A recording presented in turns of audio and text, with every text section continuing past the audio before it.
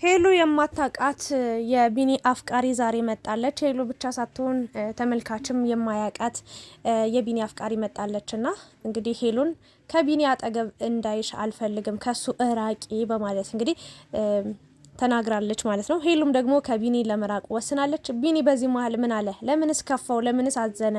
በጣም የሚገርም ቪዲዮ ነው የዛሬው ቪዲዮ ማለት ነው። እንዴት ናችሁ? በመጀመሪያ ሰላማችሁ ይብዛልኝ የተወደዳችሁ የቻናሌ ቤተሰቦች። ሄሉና ቢኒ እንግዲህ ጥሩ መቀራረብ ላይ ጥሩ መግባባት ላይ ናቸው ያሉት ማለት ነው። ያው አንዳንዴ ጥፍት እያሉ ቢመጡ ማለት ነውና በየቀኑ እኔ ቪዲዮዋን ቼክ አደርጋለሁ እውነት ለመናገር ስትጠፋና ከቢኒ ጋር በጣም በሰፊው ትልቅ ነገር ነው የምጠብቀው ብዙ ነገሮችንና ቢኒ ሄሉ በተናገረችው ንግግር እንግዲህ በጣም እንደተከፋ ልጅቷስ ማነች በማለት እንግዲህ በጣም ከባድ በሆነ ስሜት እየጠየቀ ይገኛል ማለት ነው። እና ሄሉዬ እንግዲህ ባትጠፊ በመጀመሪያ ደስ ይለናል። ቶሎ ቶሎ ቪዲዮ ሰሪልን። ቢኒም አለ ግን አዎ አንዳንዴ ድብር የሚሉ ቀናቶች አሉ፣ ደስ የማይሉ ቀናቶች አሉ። ማለት የቀን ክፉ የለውም አልዋሻችሁም፣ የቀን መጥፎም የለውም። ግን የሆነ የሚደብራችሁ ቀን አለ አይደለም? ሙዳችሁ ሲመጣ ጥሩ ስሜት ላይ ስትሆኑ ነው በቃ ቪዲዮ ለመስራትም ምናምን ለመውጣትም ምናምን በቃ ብቻ የሆነ ሙዳችሁ ሙድ የሚባል ነገር ያው ታውቃላችሁ ብዬ አስባለሁና ያ ነገር ጥሩ ካልሆነ እንደዛ ነው። ብቻ ሄሉ በዛ ምክንያት እንደጠፋች ነው የተናገረችው። ለማንኛውም አትጥፊ ለማለት ወዳለሁና ዛሬ ምንድነው የተፈጠረው? ቢኒና ሄሉ ማል ምንድነው የተፈጠረው? እንግዲህ ስልክ ደውላ ልጅቷም እንግዲህ ከቢኒ እንድትርቅ ይፈልጋለሁ በማለት እንግዲህ እየጠየቀች ትገኛለች። ቢኒ ደግሞ ምን አይነት ምላሽ ኖሯል? ሄሉም ጥያቄ ጠይቀዋለች፣ በጥያቄ አፋጠዋለች። ካንተ ራቅ የምትለኝ አንድ ሴት አለች፣ ስለዚህ ፍቅረኛ ልትሆን ትችላለች፣ ሚስት ልትሆን ትችላለች ስትለው እሱም የመለሰላት ምላሽ አለ። በመጀመሪያ ቪዲዮን እስከ መጨረሻው እንድታዩ እፈልጋለሁ። ምክንያቱም እስከ መጨረሻው ሀሳቤን ካልሰማችሁኝ ምንም ሀሳብ አስተያየት ብትሰጡ ያው ትክክል አይሆንም። እውነት ለመናገር ጥሩ የሚሆን መጥፎ ኮሜንት ራሱ ቪዲዮን እስከ መጨረሻው አይታችሁ ሰምታችሁ ቢሆን የተሻለ ነው። በእርግጥ የዛሬው ቪዲዮ ፕራንክ ነው። ቢኒን ነው ፕራንክ ያደረገችው። ሄሉ ያው ጎበዝ ናት በፕራንክ ያው ጎበዝ ተዋናይ ወይ ደግሞ ይዋጣላታል ባጭሩና ዛሬ እንግዲህ ድንገት ጠርታው ቢኒን እንገናኝ ብላው መጦ ሰላም ካላት ደቂቃ ጀምሮ ሰከንድ ጀምሮ ማለት ይቻላል ኮስተር እያለችበት ነበረ። ልክ እሱ ደና እንደሆነ ግን እሷ ደና እንዳልሆነች ምናምን ነገር እየተናገረች ነበረ። ብቻ ግራ ገብቶት እሺ ደና ነች ውስጧም ውጫም እያለ ብቻ ግራ በመጋባት ስሜት ውስጥ ነበረ። ሄሉም ደግሞ እንግዲህ ስልክ ደውላ ሁሉ እስከማጣራት ወይም ደግሞ አንድ ልጅ እንዲው ደውላ ከቢኒ እንድትርቂ ብላኛለችና መራራቅ አለብን፣ አንተም ልትሄድ ነው፣ ስለዚህ ከመሄድ በፊት ተጣልተን ወይም ደግሞ ተለያይተን መሄድ አለብን ነው ተራርቀን መሄድ አለብን ነው እያለችው የምትገኘውና ቢኒ ደግሞ በጣም ነው የደነገጠው። ያልጠበቀው ነገር ነው። ምክንያቱም አንድ ሰው ወደ አንድ ሰው ህይወት ሲመጣ ይናገራል። አንዳንድ ሰዎች ድብቅ ናቸው። ለአመታት ራሱ አብራቸዋቸው ብትኖሩ ምንም የነሱን ማንነት ስለነሱ ባህሪ ስለነሱ ምናልባት ባህሪያቸውን ልታውቁ ትችላላችሁ። ግን ያላቸውን የህይወት ታሪክ ወይም ደግሞ ያላቸውን ህይወት ሙሉ በሙሉ የማይናገሩ ድፍን የሆኑ ሰዎች አሉ። ይቅርታ አድርጉልኝ ማለት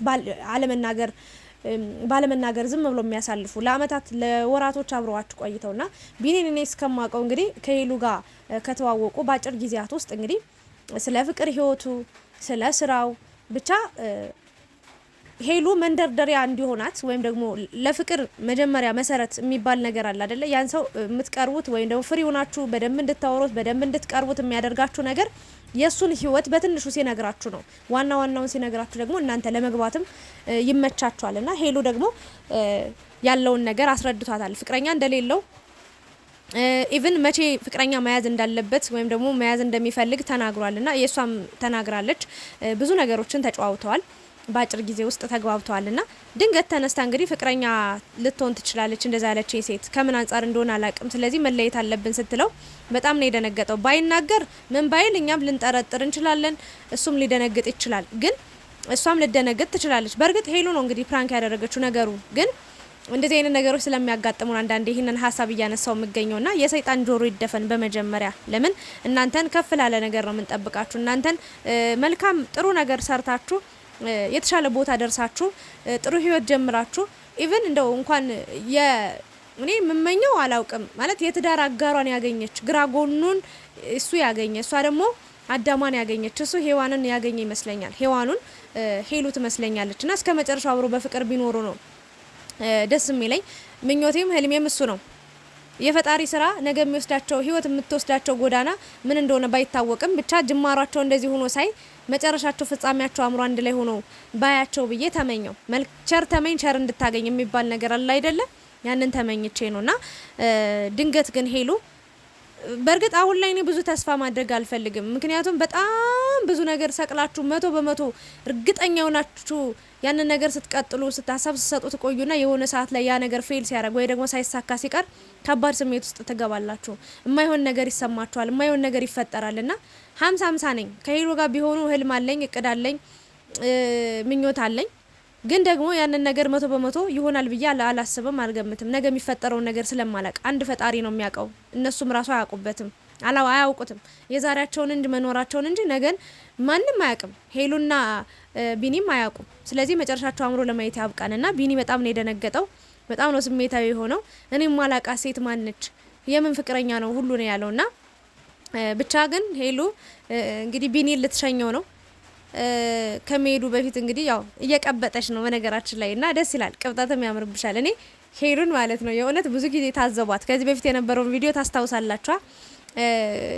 ግን በቃ ማለት አላቅም አሁን ላይ በደንብ የምትሽኮረመው ነገር ምናምን የአይን አፋርነቷ ብቻ የሆነ አላቅም የሆነ ነገር እንዳለ ነው የሚሰማኝ። የሆነ ነገር እንደተሰማት የሆነ ፍላጎት እንዳደረባት ነው ለቢኒ ያየው የምገኘውና ቢኒ ደግሞ እንደምታዩት እንግዲህ ዛሬ ትንሽ ደንገጥ ብሏል። ለመጀመሪያ ጊዜ ነው ፕራንክ እያደረገችው የምትገኘው።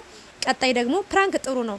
አንደኛ የጓደኛችሁን አብሯችሁ ነገ አብሮኝ የሚሆነው ሰው ምን አይነት ሰው ነው፣ ምን አይነት ባህሪ ነው ያለው፣ ሲናደድ፣ ሲበሳጭ፣ ደስተኛ ሲሆን ምን ሊያደርግ ይችላል የሚለውን ትክክለኛ ባህሪውን ስለሚያወጣ ለማወቂያ ትልቅ መንገድ ነው ብዬ ነው የማስበው።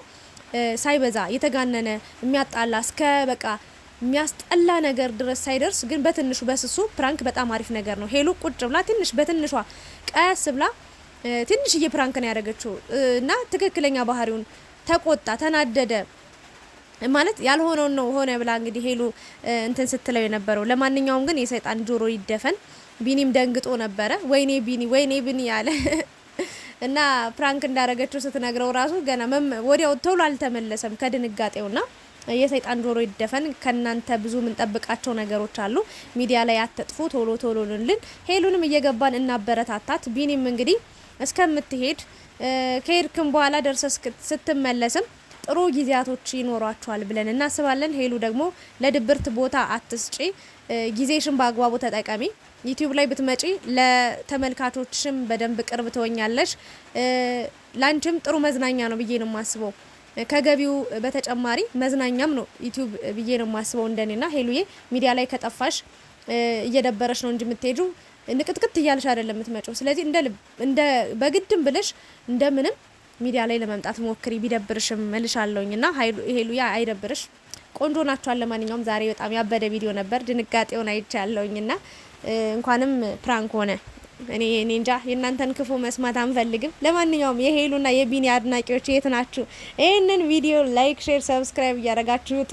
ለሰው መልካም ነገር፣ ቀና ነገር የምታስቡ፣ ቀና ነገር የምትመኙ ለእናንተም የቀና ደስ የሚል የተስተካከለ የተትረፈረፈ ህይወት ይስጣችሁ። አሜን በሉ የኔ ምርጦች። አብራችሁ ስለነበራችሁ ልባዊ ምስጋናዬን አቀርባለሁ። በሌላ ቪዲዮ እንገናኛለን። ቻው ቻው።